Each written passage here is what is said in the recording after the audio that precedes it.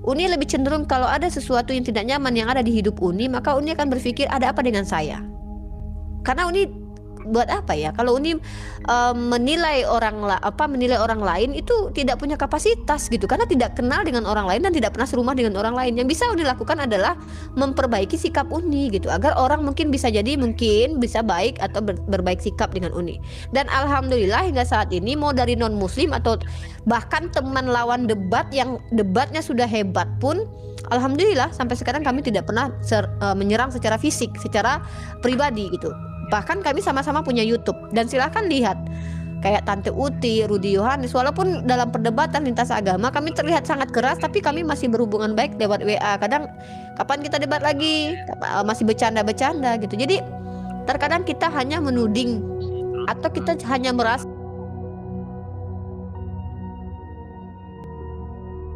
jangan-jangan apa karena gue beda agama sama dia gitu, maka gue kayak tersisihkan gitu.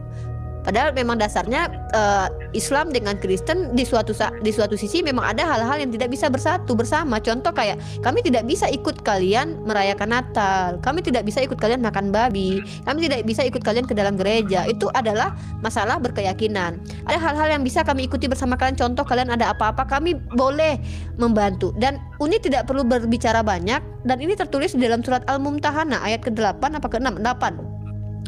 Kalian tidak dilarang berbuat baik kepada non-muslim, kaum kafir, mereka yang tidak menyembah Allah. Allah bilang gitu. Bahkan itu dituliskan loh. Jadi kalau ada teman-teman yang muslim bertindak tidak adil kepada saudara-saudara non-muslim, maka itu adalah oknum. Karena kalau kita menilai, mengeneralisasi, maka tolong tunjukkan kepada Uni satu agama saja di mana penganutnya semua tidak ada yang pernah berbuat jahat lagi setelah jadi penganut agama itu. Nah itu. Gini sih Uni, saya sedikit mau curhat aja ya Uni ya. Ya boleh. Saya yakin sih, saya yakin gitu.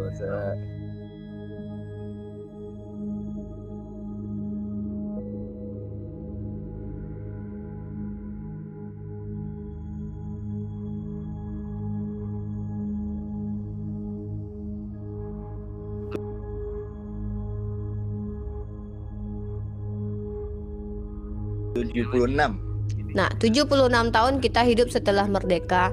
Yang membuat kita perpecahan yang Uni lihat secara garis besar adalah politik. Iya, jadi kayak ya, satu lagi Uni tambahkan. Mungkin pernah mungkin searching aja di Bukit Tinggi. Bukit Tinggi itu Sumatera Barat, itu mayoritas semua hampir 100% itu orang muslim ya. Bukit Tinggi. Sampai sekarang gereja Katolik, gereja Protestan yang ada di stasiun di depan ada arah mau ke lapang kantin, ini orang Bukit Tinggi, itu belum diratakan sampai saat ini. Masih ada, masih utuh. Iya sih. Itu bentuk ketoleransian umat Islam. Nah, itu dulu. Secara garis besar kita lihat. Teman kita yang masuk dari NTT kemarin, dari mana? Dari Ambon, dari mana lagi? Dia sendiri mengatakan, kami di sini harmonis Uni, kami di sini saling menghargai Uni. Itu pengakuan dari teman Kristen sendiri.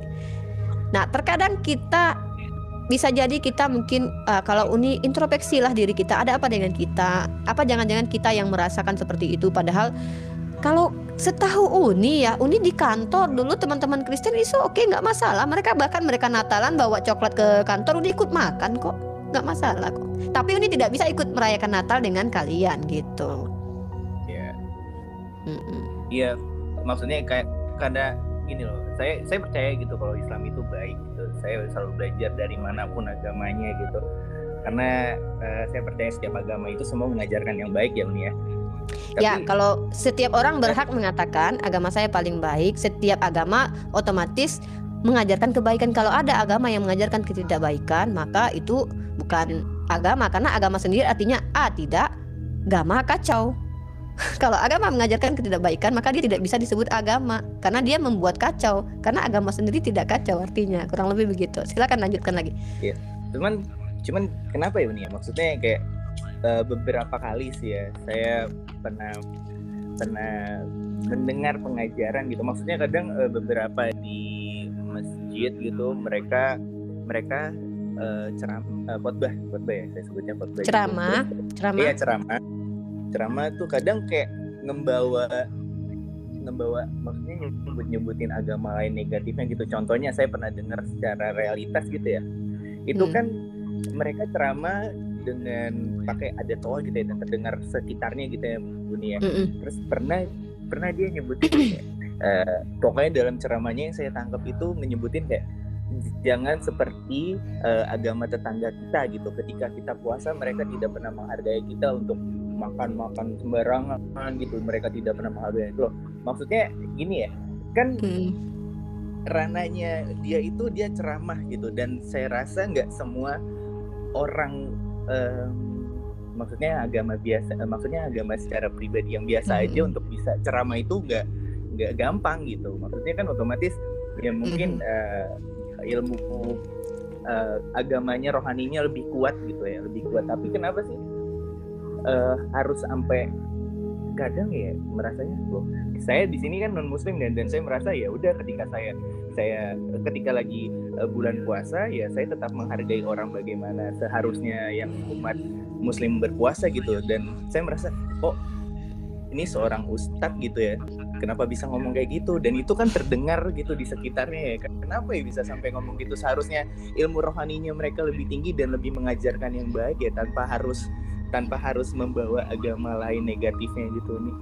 Iya, kalau Uni ditanya, Uni terus terang Uni nggak tahu karena Uni nggak kenal sama yang bicara seperti itu. Kalau mungkin Uni ketemu atau Uni di sana, mungkin Uni bisa bilang kita jangan menyakiti dengan lisan, dengan tangan. Tapi Uni karena nggak tahu, itu oknum. Jadi gini, kalau Uni mungkin bertanya kenapa sih pendeta itu ada yang melegalkan LGBT? Apakah ajarannya melegalkan LGBT? Karena faktanya ada gereja-gereja yang menikahkan LGBT. Atau gini, kenapa sih itu ada pendeta yang mencabuli jemaatnya? Apakah mereka diajarkan begitu? Makanya Uni tidak pernah mempertanyakan kejadian-kejadian yang di luar moral itu yang menimpa teman-teman di luar non-Islam, karena itu namanya adalah perilaku oknum. Sama tidak bagi Uni dan bagi seluruh umat Islam yang ada di dunia. Islam adalah sempurna. Islam adalah ajaran yang sempurna. Kalau memang ada yang bisa menemukan ketidaksempurnaannya silakan. Tapi penganutnya tidak sempurna. Artinya penganutnya bukan orang yang mampu melakukan semua ajaran Islam itu. Entah bergelar ustadz karena ustadz itu gelar dari umat, atau dia bergelar apa kayak gitu. Karena bukan dari gelarnya seseorang itu bisa dikatakan mengikuti ajaran dengan benar, tetapi yang dinilai oleh Tuhan kami adalah ketakwaannya kepada Allah. Kalau dia takut kepada Allah, maka dia tidak akan pernah menyakiti siapapun dengan lisan dan dengan tangannya. Tetapi ketika dia sengaja, dia akan tahu kalau dia berbicara seperti itu pakai toa, maka dia tahu ada tetangganya yang Kristen akan tersinggung. Kalau memang dia adalah orang yang kembali kepada Al-Quran dan hadis, maka dia tahu itu perilaku tidak adil. Rasulullah ajarkan berlaku adillah. Kami tidak akan memerangi orang yang memerangi kami, tapi kami boleh memerangi orang yang memerangi kami. Artinya, dan itu pun bukan dalam artian misal diperangi dalam akidah, dalam segi argumentasi kami pun akan melawan dengan segi argumentasi gitu loh. Contoh, difitnah Islam begini begitu, oke, mari kita diskusikan, mari kita perdebatkan hal ini, apakah benar seperti itu. Nah, jadi Uni paling tidak bisa bicara tentang oknum. Makanya Uni sebenarnya mau bicara tentang siapa yang lagi viral sekarang, entah Coki Pardede, Saiful Jamil, siapapun itu, mau hantu blau sekalipun atau K-pop sekalipun. Uni nggak bisa bicara tentang oknum itu karena Uni nggak serumah dengan mereka. Tapi kalau bicara tentang ajaran, dalil-dalil tertulis, pemahaman-pemahaman para intelektual, pemahaman-pemahaman para ulama Islam, mungkin bisa Uni usung, Uni sampaikan. Tapi kalau membicarakan oknum terus terang Uni nggak bisa. Uni nggak kenal gitu loh. Apalagi itu yang dimaksud oleh saudara sendiri. Tetapi Stefano sendiri, Uni ganti aja ya namanya Stefano, masa Uni panggil Stefani. Stefano sendiri harusnya kalau memang ingin tahu Islam itu, maka lihat apa yang diajarkan oleh kitab sucinya, apa yang dipahami oleh para ulamanya. Itu yang terpenting, bukan apa yang dilakukan oknumnya. Kalau oknum ini bisa saja orang pura-pura Islam kemudian berlaku jahat, bisa. Atau bisa jadi memang dia Islam tapi tidak mengikuti ajaran Islamnya. Banyak orang yang mengaku Islam tapi dia tidak mengikuti, bahkan dia katakan bahwa bahkan berkata kasar atau segala macam. Bisa, makanya kami tidak pernah mengaku-ngaku bahwa kami pasti masuk surga gitu. Karena kalau kami sudah katakan kami pasti masuk surga, kami berarti sudah memastikan bahwa kami besok tidak akan pernah berbuat jahat lagi gitu. Makanya itu dalam Islam konteksnya begitu. Artinya kalau secara oknum terus terang ini nggak bisa ya menilai oknum. Jangankan menilai oknum ya, ini terus terang aja ya. Uni sibuk lagi ngurusin pribadi Uni. Uni jangan-jangan termasuk orang munafik kah? Termasuk kepada orang yang kufur nikmat kah? Uni lagi sibuk mikirin diri Uni tuh. Jadi Uni nggak punya waktu buat mikirin orang yang kita nggak kenal gitu. Kecuali memang di depan kita dia berbuat mungkar. Kewajiban Uni bernahi mungkar, melarang perbuatan mungkar. Kalau kita lihat dengan cara apa? Dengan tangan. Kalau tidak bisa dengan tangan, tidak mampu rasanya, dengan lisan. Kalau tidak mampu juga dengan lisan, dengan hati. Artinya ingkari. Walaupun pada akhirnya termasuk itu selemah-lemah iman gitu. Bahkan di dalam Islam itu jelas tertulis, jangan kau membuat kerusakan di muka bumi. Kalau kami umat Islam sengaja membuat rusuh dengan teman-teman Kristen, artinya kami sudah membuat kerusakan. Kenapa? Nanti kita akan perang. Setelah perang kita hancur-hancuran. Berarti kami menyebabkan kerusakan. Tapi Pak musuh datang, kami nggak boleh lari. Itu dalam Islam tuh gitu diajarkan.